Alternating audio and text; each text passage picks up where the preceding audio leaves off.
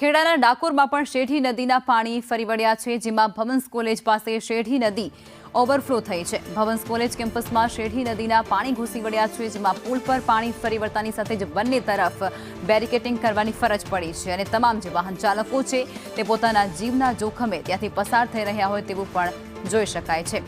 ખેડામાં વરસાદી માહોલ અને જે વચ્ચે ડાકોર ભવંસ કોલેજ પાસે આવેલી શેઢી નદી અત્યારે ઓવરફ્લો થઈ છે, ગાંડીતુર બની છે, જેને કારણે તેનો જે પાણીનો જે ફ્લો છે તે અવરજવર અને જે આસપાસના વિસ્તારો છે ત્યાં ફેલાઈ રહ્યો છે અને તેને કારણે તમામ જે લોકો ત્યાં વસવાટ કરે છે તેમને અત્યારે ક્યાંક હાલાકી ભોગવવાનો વારો આવ્યો છે।